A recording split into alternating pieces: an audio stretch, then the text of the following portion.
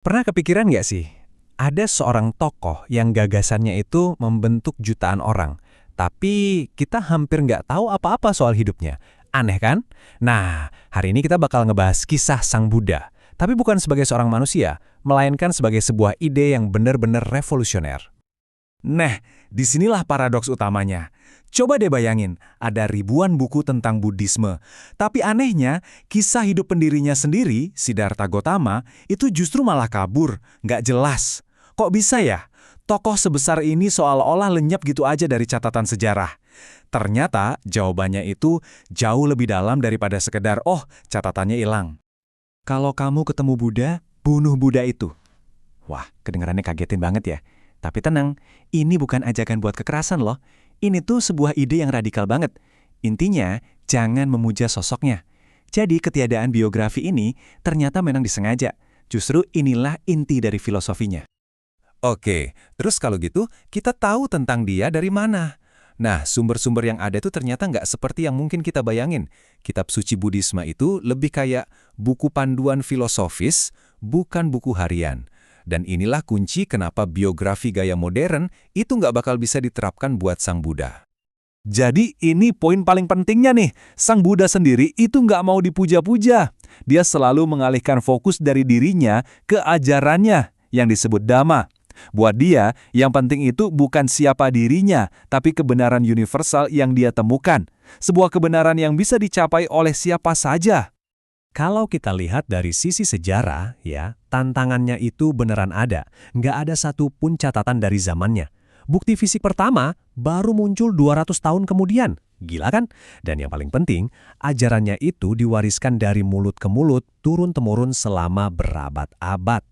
Jadi tujuannya bukan buat akurasi sejarah, tapi buat menjaga kemurnian ajarannya.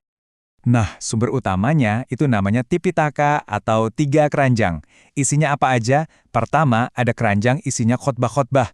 Kedua, keranjang aturan buat para biksu. Ketiga, keranjang analisis filosofis yang dalam banget. Coba perhatiin deh, nggak ada kan yang namanya keranjang biografi? Kisah hidupnya cuma muncul sesekali aja sebagai selipan buat ngejelasin ajaran. Oke, sekarang coba kita mundur sedikit deh. Biar benar-benar paham kenapa Sang Buddha ini muncul, kita harus lihat dulu konteks dunia waktu itu. Karena ternyata dia nggak sendirian. Dia hidup di zaman yang luar biasa, di saat dunia lagi mengalami krisis spiritual gede-gedean. Para sejarawan nyebut zaman ini zaman poros atau axial age, sebuah masa yang benar-benar mengubah arah sejarah manusia. Coba bayangin deh, di berbagai belahan dunia yang bahkan nggak saling terhubung, para pemikir hebat tiba-tiba ngajuin pertanyaan yang sama. Apa sih makna hidup ini? Kenapa ada penderitaan? Apa ada sesuatu yang lebih dari sekedar hidup dan mati? Coba deh lihat ini masa ini, luar biasa kan? Di Timur Tengah muncul para nabi. Di Iran ada Zoroaster. Terus di Tiongkok ada Konfusius. Di Yunani ada Socrates. Mereka semua ini hidup di era yang kurang lebih sama. Jadi, Sang Buddha itu adalah bagian dari sebuah gelombang pemikiran global yang mengubah total cara manusia memandang dirinya sendiri. Jadi apa sih pemicunya?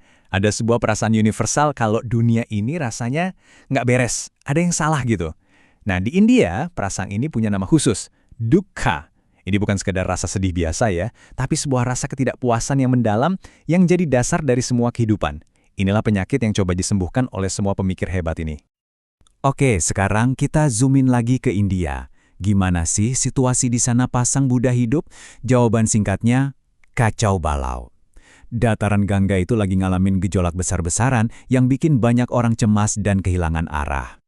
Gini, teknologi besi itu memicu ledakan populasi, kota-kota baru muncul di mana-mana. Kerajaan-kerajaan yang haus kuasa saling perang.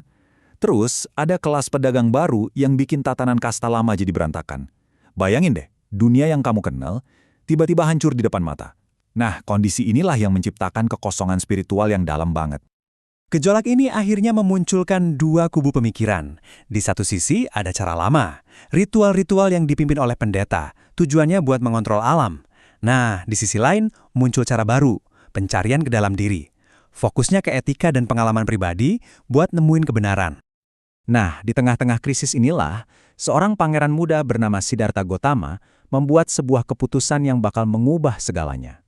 Ini bukan sekedar pilihan hidup biasa loh, ini adalah sebuah pemberontakan total terhadap tatanan sosial dan spiritual di zamannya. Umur 29 tahun. Coba deh, umur segitu kan biasanya kita lagi sibuk-sibuknya bangun karir, bangun keluarga. Dia malah ninggalin semuanya. Istana, kekayaan, istri, bahkan anak yang baru lahir. Semuanya dia tinggalin, cuma buat jadi pertapa tanpa nama. Terus apa sih yang bikin dia senekat itu? Jawabannya, sebuah kesadaran yang pahit banget. Dia sadar, sekaya atau seberkuasa apapun dia nggak akan bisa lari dari 3 hal.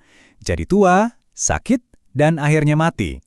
Tiba-tiba semua kemewahannya itu rasanya jadi hampa, nggak ada artinya di hadapan kenyataan ini. Dan mungkin momen paling ekstrimnya adalah ini. Pas anaknya lahir, dia bukannya bahagia. Dia malah menamai anaknya Rahula, yang artinya belenggu atau ikatan. Buat dia, anak itu adalah satu lagi ikatan pada penderitaan yang justru pengen dia lepaskan. Ini nunjukin betapa mendesaknya pencarian Siddhartha saat itu.